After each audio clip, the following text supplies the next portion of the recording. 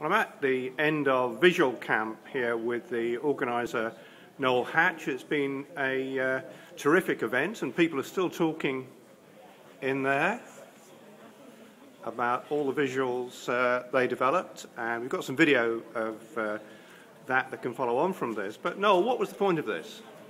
So the point was really to enable creatives and designers and policymakers to really come together and start a conversation about how the use of visuals can help people better engage on issues and policies. One of the big challenges for policymakers is that often we can't convey either policies that we've come up with or issues that we want to explore with the public. And designers and creators are very good at using visuals to enable people not just to understand what the issue is about, but to actually engage in that issue. And what tasks did you give people, and how did we get to this point of having some stuff to talk about? Yeah, so what we did initially is we put the idea up on DotGovLabs, .gov.uk. We've got various people together to help build that idea: social entrepreneurs, designers, policymakers. And then we managed to find a venue with the support of the Treasury. So we went out to people, we said, okay, we're going to have a few hours on a summer's evening, and we're going to say, right, put up the scenarios that you want to work on, and the most voted scenarios you'll be able to work on in groups. And then that's how we came to this evening. Well, just come through here and remind me of the scenarios that we came up with, and great. So as you say, this one's a very recent one. Referendum only just took place a few days ago, and this was really trying to make sense about why people didn't vote at all. Very low tone up. We've got loads of data here, but to enable policymakers to say how they could use that data in a meaningful way, we got designers to actually visualise what that process might look like.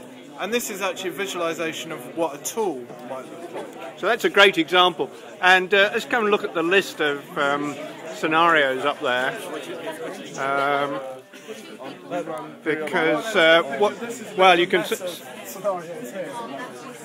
load of scenarios there. But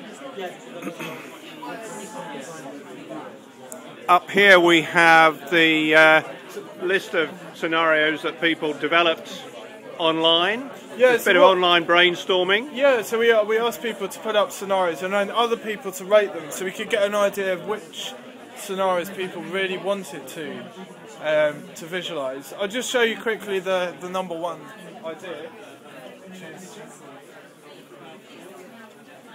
Yeah, this is a pretty amazing this is bit of visual recording of a discussion. Bit of a colourful space, actually. But this is really, very, again, very topical issue.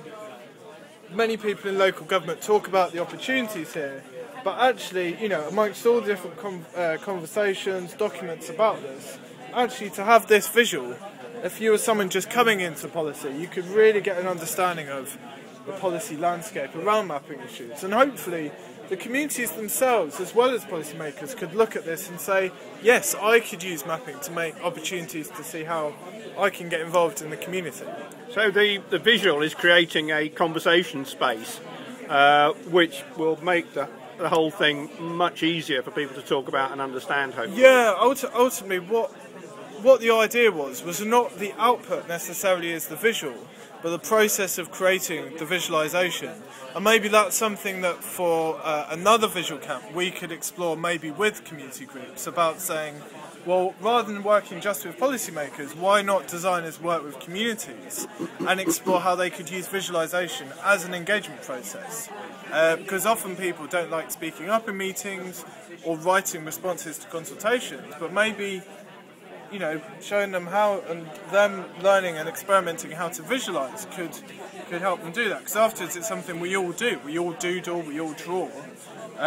Maybe that could be for a different event. So if the policy people and the community and other interests had to create something together, then they'll understand better what it is they're talking about. Yeah, I think so. And they would also be able to see at the end of it they'd be able to find a common language because it had been created together. And I think that is really important. And often people don't find that common language because the words are too complicated and the words don't mean anything, whereas people relate much better to images and to diagrams as well.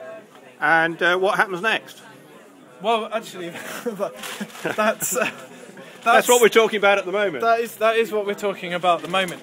I mean, this idea came from DotGovLabs. So we're going to get people and get their scenarios and get their visuals to go on DotGovLabs as solutions to challenges. But we're trying to see, well, what other ways might there be? Because, you know, I think that DotGovLabs would be a good idea, but there's many other ideas that people have been talking about, and hopefully we can capture that and people can take things forward themselves and together.